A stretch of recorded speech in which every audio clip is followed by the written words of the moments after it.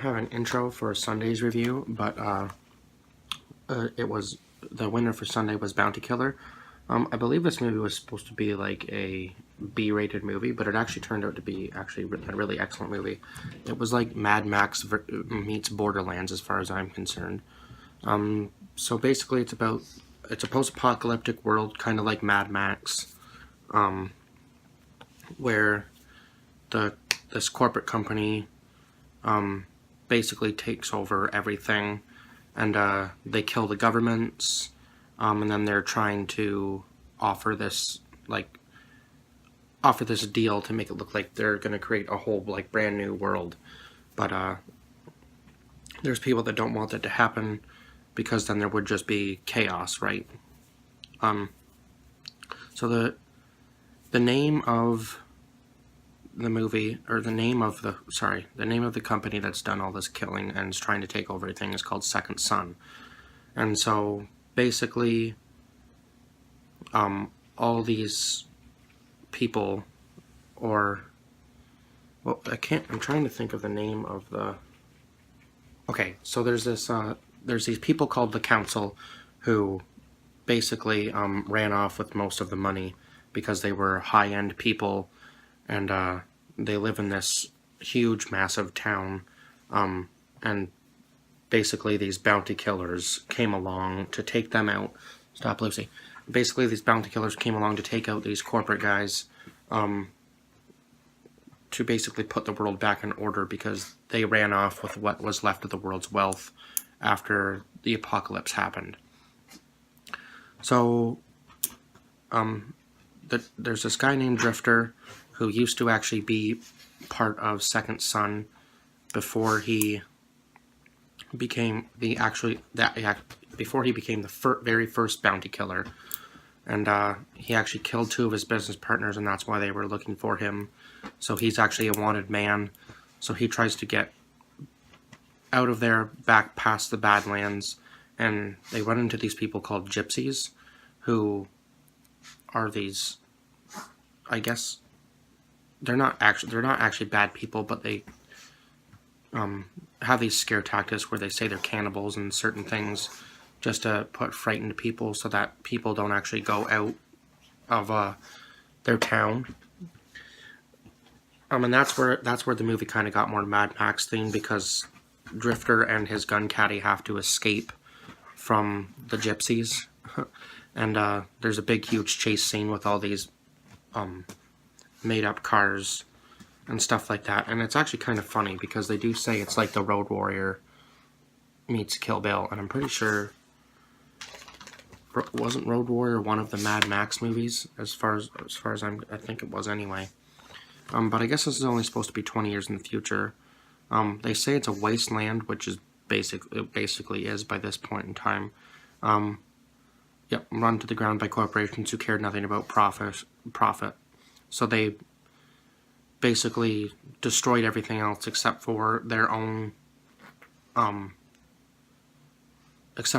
town, where they've taken all their money and invested it into this company called Second Son, I would say. And anyway, they end up finding out where they end up catching one of the guys who works for Second Son, and right before Second Son kills the Council, because the Council does get mentioned quite a bit in this movie. But when Mary Death, who is the other bounty killer, who finds out that Drifter is actually a wanted man, so she ends up going after him, trying to kill him. But a long time ago, Drifter actually met Mary Death. She was actually a gypsy before this, and she ends up going looking for Drifter in order to find him, because she's actually in love with him.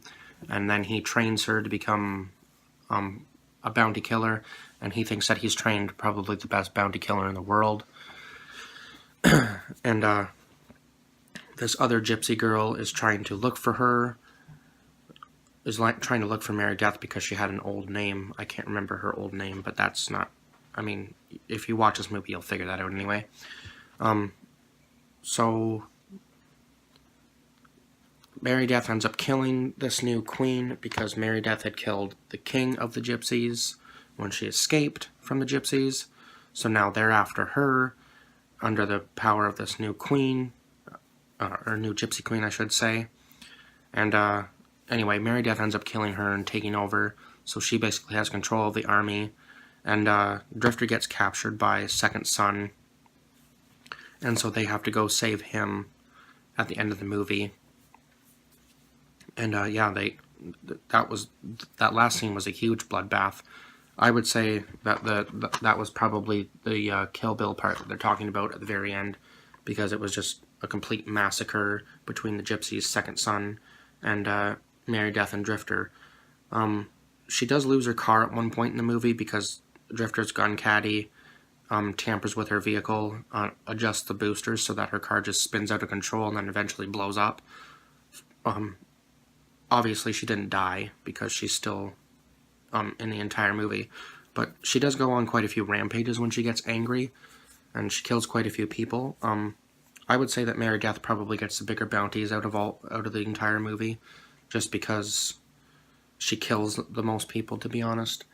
She does run into a member of Second Son earlier on in the movie when she's out on her own, and he's trying to sell her a package, and anyway, he has a bodyguard, and they end up getting in a fight. She ends up killing them both as well, and that's when she finds out about this Second Son company and wants to go and take them out. Now, I'm pretty sure they actually took out part of the... they're basically taking out all of Second Son's competition before Second Son is actually able to go in and kill the remaining members of the council. So, Drifter wants to go and find the council because he wants to be put on trial and explain his story and why he's done what he's done and why he is who he is today. And Mary Death doesn't think that the council will even allow that.